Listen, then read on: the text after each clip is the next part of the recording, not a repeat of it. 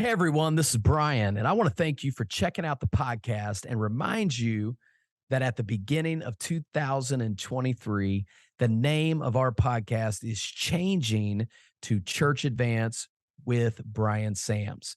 If you're already following or subscribed to the podcast, there's nothing you have to do because everything is going to be pushed to this same podcast feed.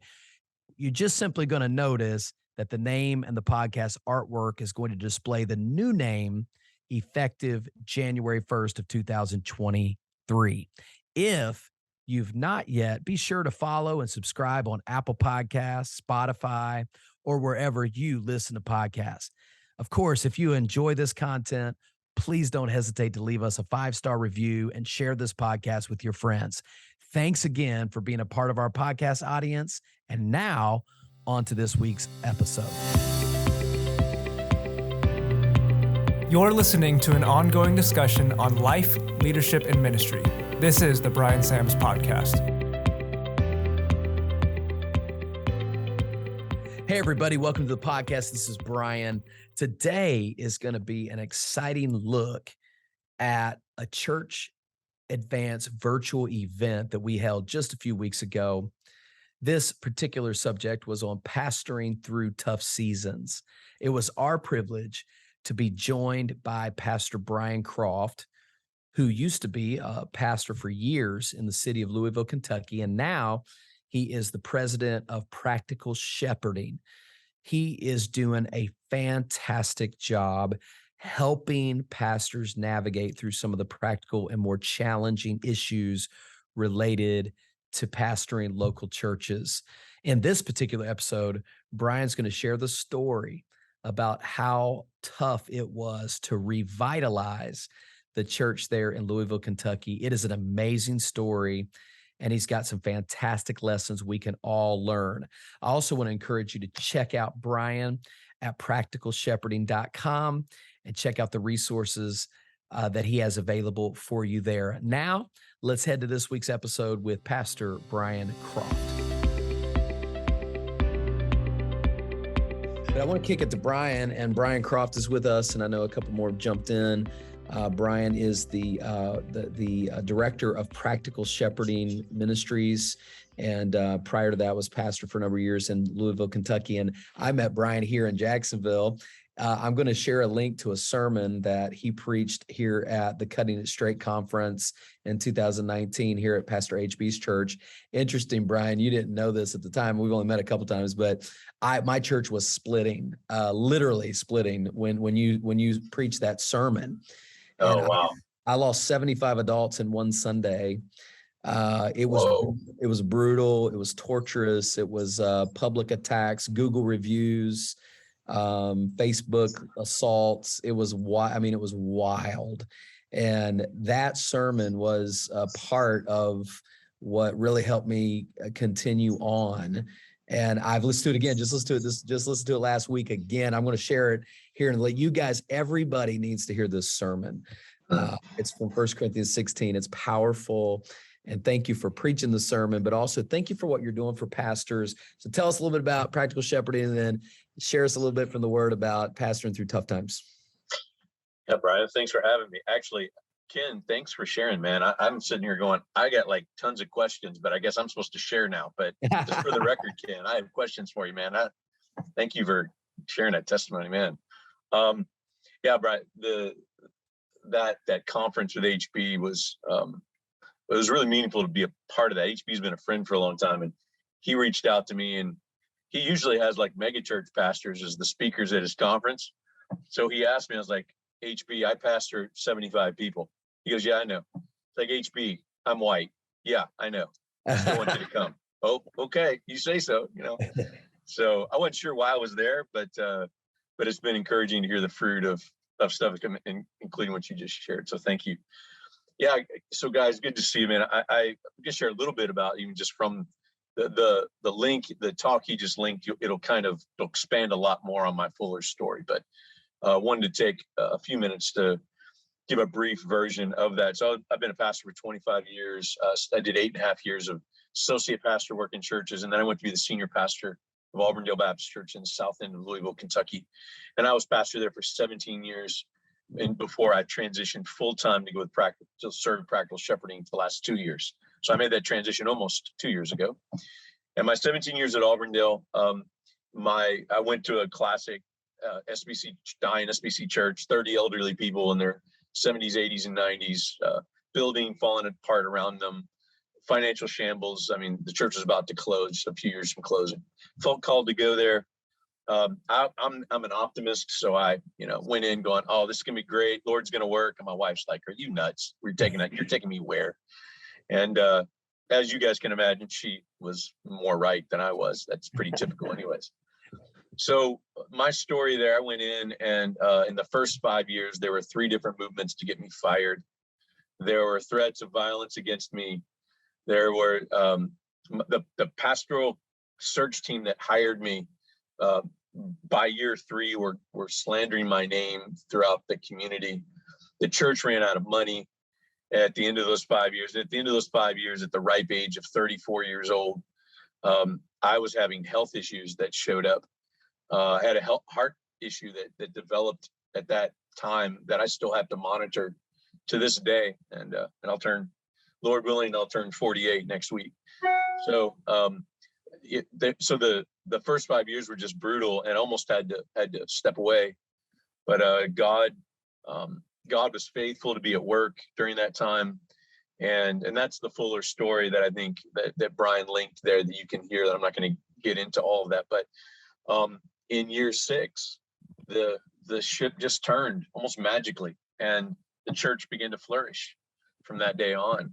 And it flourished for the next decade plus until I left after 17 years.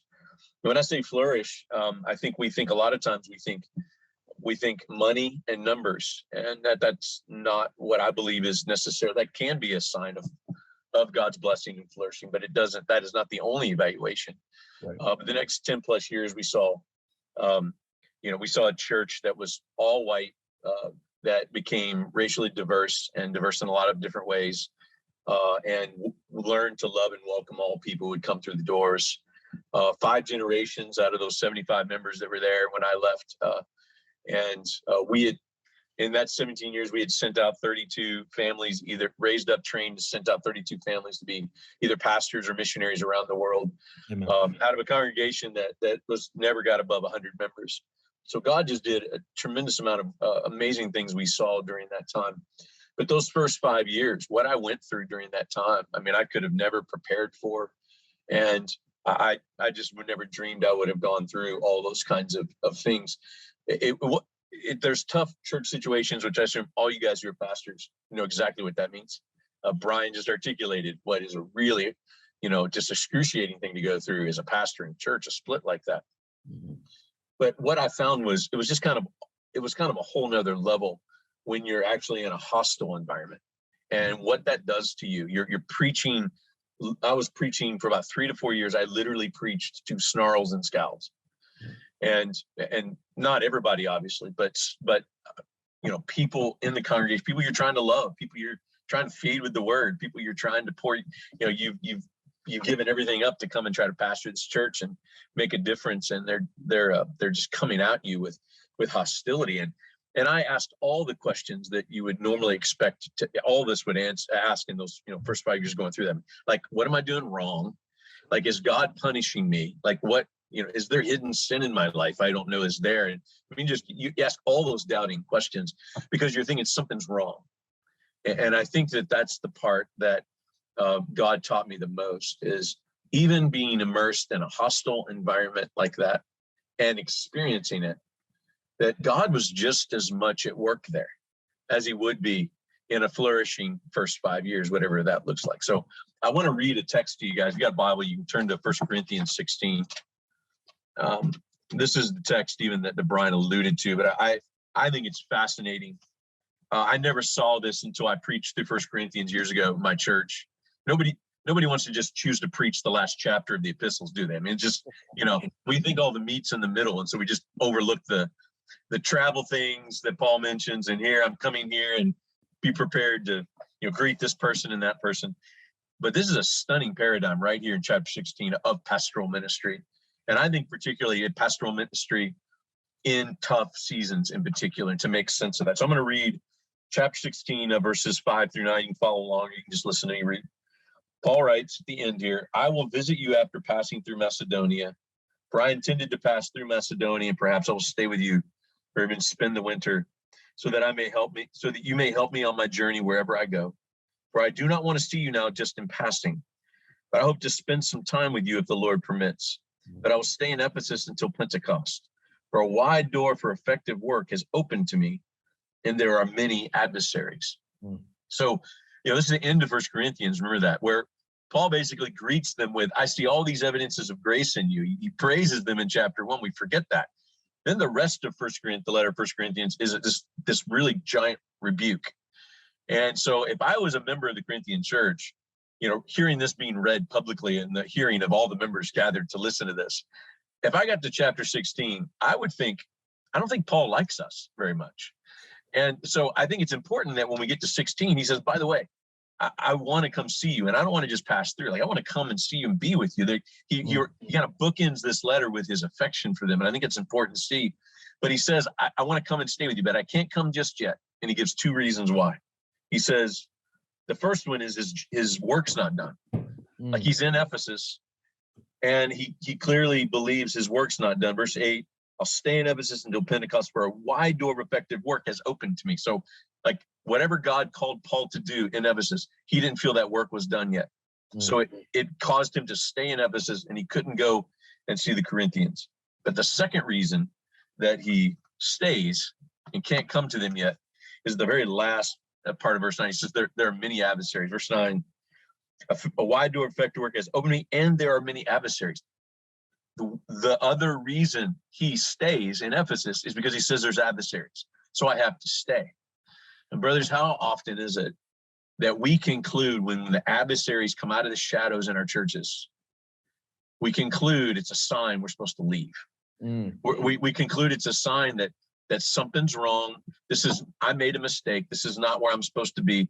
Because a lot of times the adversaries can come outside the church, certainly. And by the way, I think we're going to see more and more of that as our culture secularizes. But oftentimes, especially in, revitalization work in old dying churches, a lot of times the adversaries come from within. For me, it didn't just come from within. Like, it came from leaders. Like, I'm convinced I had a deacon who still didn't know Jesus to the day he died. And he was, and deacons in the church I was in is a pseudo elder. So, like, I literally had somebody with elder authority who didn't know Jesus. And to walk into that and to try to figure out how to do ministry within that. I said nothing prepared me for facing that. But Paul gives a really important paradigm for ministry, I'm convinced here. And he says that the evidence of the adversaries is actually a sign to stay. And doesn't that make sense if we think about it? It's not what we want. Like, we wouldn't go into a situation knowing that'd be the case. But it makes sense that if we're doing good, faithful ministry work, we're preaching the gospel, we're caring for people's souls, we're reaching people for Christ, is the enemy not going to come after us with all that he has? And if he has people on the inside, is that not going to be probably the main place the enemy will rally his troops to come after you? And so I think this, though it's disorienting and shocking when we have not just troubling times, but even hostility from the very people you're trying to care for, I think that's what makes this such a confusing thing to experience. But as I look back, that's exactly what happened, that the presence of the adversaries for me ended up being the sign that I was supposed to stay. It was the sign that I was doing the work that God had called me to. And it was the very thing that eventually convinced me that God, in his mysterious providence, had those first 5 years. I believe they were ordained for me. Like, he didn't make the best of it. And that's important. You have to trust in the mysterious providence of God in it. He didn't just make the best of it. Actually, I think he ordained it for me. I think he ordained it for our church, to take our church through whatever he needed to take us through to make us who we are. He took me through that because he needed me to be the man and the pastor that he was shaping me to be. And that was how he was going to accomplish that. So I think we have to keep that in mind. And of course, the first 5 years were that way. And I stayed because God taught me one of the most important lessons of ministry I ever learned. That for Hebrews 13:17 says, I'm called to give an account for souls. And that I realized at one point that included the people who don't like me very much right now. Yes, Now, if I'm dealing with goats, then that's a different conversation. But if I'm dealing with wounded sheep who've had pastors come and go for 40 years, who they don't trust, then it's my job to love and care for them and try to win them. So, and by the way, something else I learned that was really important. Wolves in sheep's clothing and wounded sheep act very similar. And it takes years and pastoral work and getting to know people and even seeking to earn their trust and win them before you actually can determine, is this a wolf in sheep's clothing, or is this a wounded sheep that needs a shepherd, but they don't know how to receive care from a shepherd? So really important lessons through all that. So year 6 hit, the church just totally changed. It started to flourish. But one of the things that happened the next 5 years is that a lot of the people who were after me, who were the most hostile towards me, many of them stayed in the church too. And those next 5 years, God completely redeemed our relationships to the point to where the people who were after me in the early years became some of the dearest people to me, became some of my biggest supporters. And, if I would have left it 5 years, I wouldn't have experienced that. And so especially when you're talking about going into an old established church that's set in their ways and there's a distrust of the pastor, I think it takes a minimum of 5 years just to establish yourself as the pastor, to be able to then earn that trust and then to try to take the church to a place where they'll follow you. But the redemptive story, one of the redeeming parts of our story, is that they really did become some of the dearest people to me. And it became such a sweet place for so long because every Sunday I'd show up. And I just remember how these people were after me, how they snarled when I was preaching, and just in a complete flip. That never got old. When I went the ringleader to the third firing attempt that almost just destroyed the church. Like, he's a deacon, and he's still a deacon. And every Sunday I'd see him. He'd come and hug me and have a big smile on his face, ask how I'm doing. I mean, it was just this redemptive piece of the story that continued to exist there. So that's a little bit of my story. And I think, a perspective needs to get when we go through tough seasons. I appreciate Ken's testimony because there's just a suffering that comes into our lives at times that God sustained us through, and that's gonna happen through the rhythms of ministry. I think the one thing we also got to keep in mind is when things happen that almost make us question, am I doing something wrong? These people are coming against me, or this is not working out in the church. That it takes faith to believe God's still at work just as much.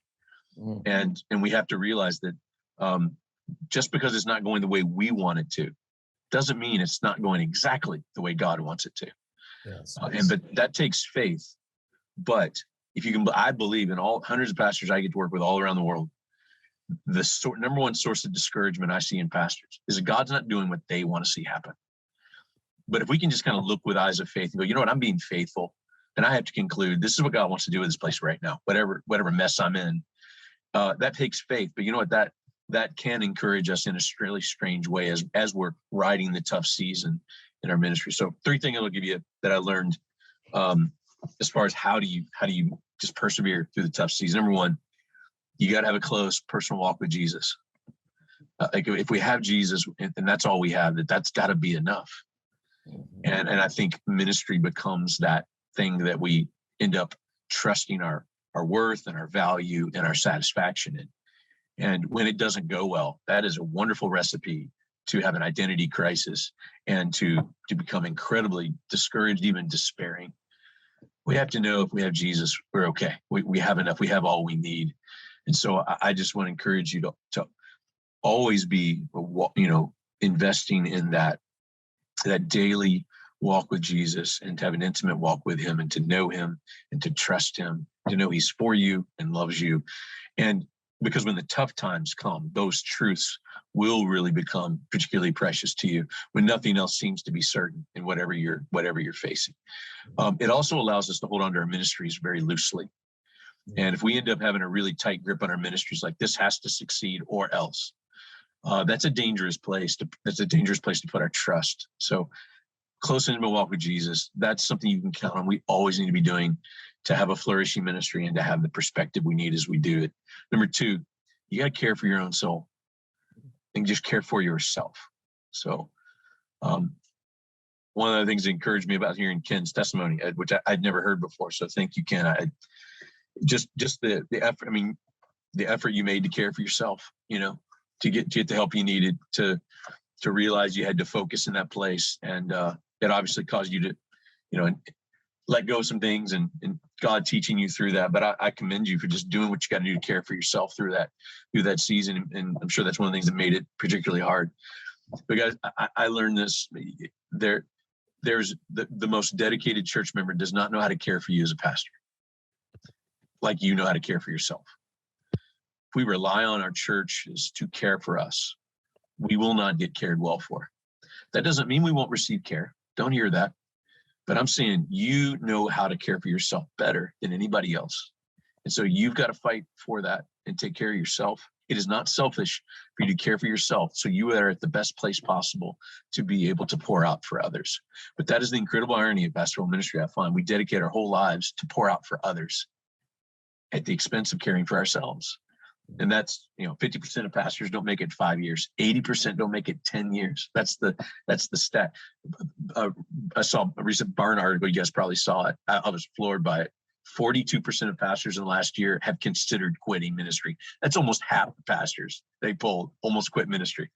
I assume that makes sense to us all, but it was just kind of in an unprecedented time in that way. And you got to care for yourself. You got to rest. You got to do the things that spiritually and emotionally and physically fill you up so you can be at your best to pour out. All right. Last one, number 3. You got to trust in the mysterious providences of God. I say mysterious providences because that means we don't get answers, but you still got to trust that God's good and that he's at work. He's never not at work. And so when we conclude he must not be at work, he's punishing me, or he doesn't want to bless me, or we have those voices in our heads that come oftentimes we're in discouragement. And we have to trust in God's mysterious providences, which means he's doing things we can't see with an invisible hand, and we might see later, but we might not. It requires faith that God's for us and loves us and wants to use us if we're trying to be faithful in whatever he's called us to. So, Brian, I'm going to stop there. There's 3 things I would say in regard to facing a tough season and the things to think about practically. Wow. Yeah, that is super helpful. While you were saying that last point, Brian, I was a quote going through my mind. John Piper said, God is doing about 10,000 things in your life right now, and you might be aware of 3 of them. We do have this presumption sometimes when we say things like, I know what God's doing. Well, the chances are we probably don't. And another gold nugget there was the 5-year rule. Somebody told me that a long time ago, and they broke it down like this. And I don't know if this is like the law, of course, but it really seemed to be true here. But it takes 5 years to really get yourself grounded and rooted. Year 1, you get to know the church. Year 2, they get to know you. Year 3, they decide if they're going to stay. Year 4, you decide if you're going to stay. And then year 5, you start really, you really start the church kind of really, you become in unison with the church. And I know for certain I can testify to that here. This is year 7 for me, and it's a time of peace. Not that it's always easy, but as far as like the church, like trying to lead the church, trying to direct and preach. And it's just a great time. And now 3 years ago, I was right where Brian was when in his 5th year, and I don't know, I think I've come to the place in my life where I don't know that that's avoidable. If you're going to stay and you're going to have long-term fruitful gospel preaching, expositional ministry in one place over any length of time, there's going to absolutely be the difficult challenges. I mean, I just preached last Sunday, Matthew 20, the disciples' mother asking for the position at the right hand and the left hand of the Father. The sermon title was True Greatness, and they wanted the throne, but they didn't want the cup. And the thing about that just strikes me is this call to discipleship is a call of suffering and slavery. And thankfully, we're linked up to the best master ever. But there is this call of identifying with his suffering and being made conformable into his death. And I think sometimes that is so hard personally when you're going through it, but that perspective, that close personal walk with Jesus, that's a part of that. That identity with who he really was. What did he really do? Well, he completely humbled himself, completely emptied himself, completely came and suffered so that we could have eternal life. And I think the call to ministry and the call to discipleship is a call to be like the one who we're following. And so there's that element there that I think that perspective can surely help us put one foot in front of another as we struggle through some of those challenges. I wanted to throw a question back, and Brian, if you want to toss one to Ken, we have a couple extra minutes. So let me toss one to you first, because I had some of these. You described the difference between a wolf or a wounded sheep. Is there a way that you maybe found it able to see the difference? You mentioned, obviously over time, and then maybe also how you treated them different as it related to conflict, and maybe even how you dealt with maybe a wolf. That I'd like to hear that maybe a little bit. Well, so I think that you talk about the 5-year rule. I mean, I experienced that, but the amount of times I've seen that just to be true in so many others' ministries. There's something magical about that 5-year mark. Mm-hmm. I think it's true for just pastors going into established church. I think it's true for planters too. Mm-hmm. So I mean, there's something about that 5-year mark. But I think two things. I'll say this first, and to answer your question, the 5 years does two things. I think in general, it allows you to earn trust over a course of time. People don't follow you if they don't trust you. And more than likely, if you're going into an established church, they are cynical about the office of the pastor, or just because of previous pastors and whatever's happened with that. So the 5 years allows trust. The second is the 5 years. If the ministry of the word is what we say is going to build the church up, then according to Mark chapter 4, when Jesus told the parable of the sower, we've got to allow enough time for the seed to be sown, to find good soil, to take root, to grow, sprout out of the ground. The fruit comes when? It comes at the end after it's grown. So I think, guys who are frustrated 2 years in because, hey, I've been preaching my heart out and, nothing's really happened. It's like, okay, I think that's okay. Just keep preaching. It's there's an aspect of patience that has to come with, this work. So I say that first in response to your question, Brian, because I think in those early years, in the first 5 years, what usually happens to pastors is they find their adversaries, they find people who are criticizing them, or find people who are making it difficult or don't receive their ministries. And we conclude, because they don't support us, they must not love Jesus either. And so we're quick to pronounce on somebody's doesn't know Jesus.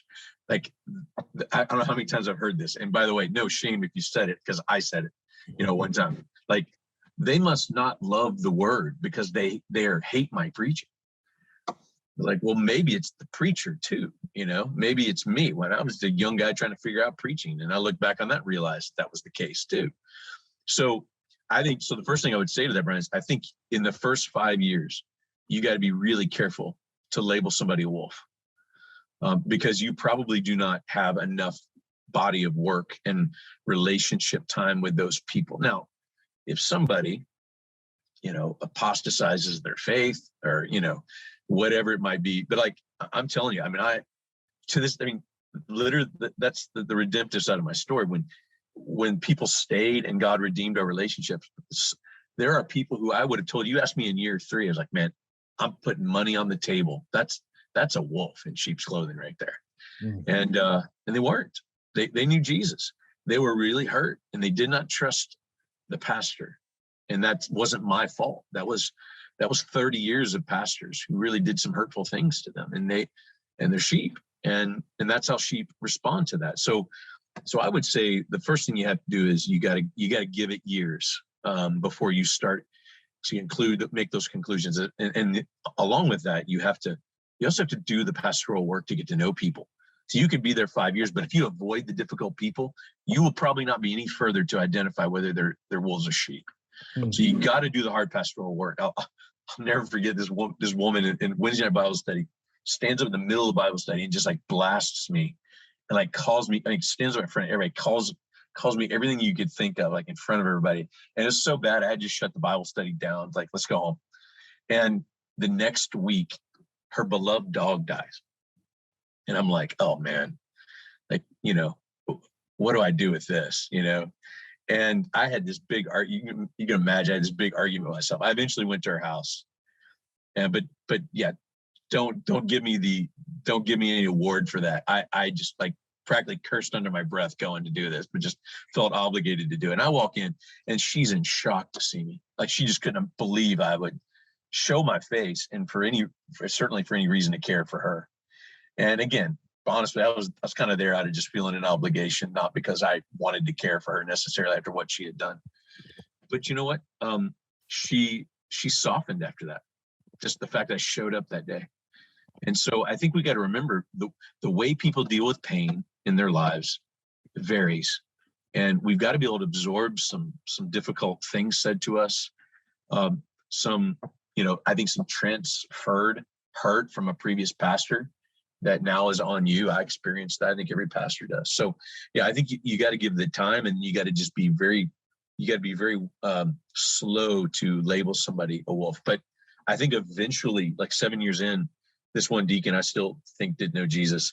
He was still doing his thing, and it became worse. And he eventually left. He was one of the last ones to leave. But that's what I said. He never budged. It was almost like he was trying to continually sabotage what was clearly the work of the Lord, and everybody saw what was going on. People were being converted, and like you're just seeing all this stuff happening. He's coming against that. It's like, okay, so I think that those are a few things you got to think about. Yeah. Wow. That's great. And I will say too, I'm going to have Brian share a word about practical shepherding too, because just that little testimony about visiting the lady with the dog. One thing that I found myself convicted of when I read and listen to Brian talk is I'm just admittedly stronger at things like preaching and leading than I am about, being personally more caring and aware. And it's something that this year, when I went on sabbatical this summer, the one thing that God burned in me to do with people, the one character quality that God really laid on my heart that I needed to work on was gentleness. And that word in Ephesians 4:1-3 has been something I've been meditating on and trying to implement into my life. Admittedly, it's not natural. It's not. I am far more natural standing up in front of a crowd and preaching or leading something. And yet somebody told me when I first started pastoring that you will tether your soul will become tethered to others in difficult moments. And being the pastor, even if something as silly or crazy in our mind as a dog passing away, it basically gives you an entrance of ministry to somebody's heart. And so I think there's a lot to learn there. So I'm actually going to transition to that. If you don't mind, tell us a little bit about practical shepherding and what things are available and how that can help us. And then of course, I don't want to stop you from kicking a question to Ken too, if you wanted to, Brian, or you guys can do that later. But I do want you to say a word about that if you don't mind. Okay, I'll say a word on that, and then I have a question for Ken. How's that? Yeah. Okay. Yeah, absolutely. That's cool. great. All right. So yeah, practicalshepherding.com. You guys want to check that out there. I mean, we have everything from books and resources. Brian's mentioned a few of those. We have a podcast, like everybody else. And then we have a cohort. We actually have an online cohort that we do. It's a weekly cohort. It's free. You have to apply to it. But if you're a pastor, you get in. Starts in January. You can go. So if you go to it's called the Replant cohort. And we do a whole year of a free cohort. We usually have 150 pastors going through it each time. We've done it for the last 4 years, about to start our 5th year. So you want to meet some other pastors and kind of go through some of the practical shepherding resources. That's what we're doing. That's what we're doing there. We have something called the Shepherd's House. We have a cabin in Kentucky here, 6-bedroom cabin on 180 acres of beautiful Kentucky landscape. Family who owns it. We partnered with them, and we get it 8 months of the year, and we get to bring pastors in to stay up to 2 days, 2 nights for free. You just get yourself to Louisville, Kentucky, just outside of Louisville, and we put you up for free, and you get this whole cabin by yourself. It's pretty awesome, and the thing's kind of exploded. So we're set to have over 200 guests this year to the cabin the first year, which, by the way, was my goal at the 3-year mark. So we're kind of regrouping at this point, but God's really blessed that effort. But you guys are pastors. You can go to the Shepherd's House. It's page there on the website, and you can apply to come stay. You can bring your wife with you. You can and we also rent the cabin to groups of elders or staff or whatever. If you do a staff retreat or elders retreat or those kind of things. But that's been really encouraging to have the cabin and available to be able to care for guys who need to get away and have that to be able to go to. So yeah, but website's best way to kind of just peruse through the website's really easy to maneuver and gives you a good feel of what kind of things we offer. But there's a contact page, so reach out. Let me know if there's a way that we could serve you in any way as a pastor. Okay. Well, man, guys, I promised I wasn't going to go past 3. I could talk all day. I love it. I want to first of all say thank you to Ken for your time. And Ken's going to be joining us in February here in Jacksonville. I can't wait to have you here. Brian, I know you're busy, man, and it means a lot that you would take your time. And thank you for sharing with us. And I hope you guys will all listen to the sermon that he delivered that's there in the chat. If you need anything else, you guys, most of you have my number, email address that you could reach out to me. But also, when this goes up on the podcast, I will have some contact information for Ken and Brian that you can directly reach them through their websites and stuff, so you can get to them and just lean on each other and lean on these awesome resources and conversations. And I'm going to go ahead and log out of here, guys. And God bless you, man. And let's keep one foot in front of the other, even in the difficult times. And may God bless you guys. We'll see you next time. Thanks for joining us for this episode, and please take a moment to subscribe on Apple Podcasts, Spotify, YouTube, or wherever you listen to podcasts. And remember, at the beginning of next year, the name of this podcast is officially changing to Church Advance with Brian Sams. If you're already following or subscribed to the podcast, there's nothing you have to do because everything is going to be pushed to this same podcast feed. You're just going to notice the name and podcast artwork are going to display the new name as of the 1st of January. Hey, if you enjoy this content, then please don't hesitate to leave us a 5-star review and share this podcast with your friends. You can also connect with us online at briansams.com. The Brian Sams podcast is hosted by Brian Sams and produced by myself, Luke Clayton, and my team at mustincrease.com. Be sure to see the show notes or video description for more information about resources and content featured in this episode. Thanks again for checking us out, and we look forward to having you join us again next time right here on the Brian Sams podcast.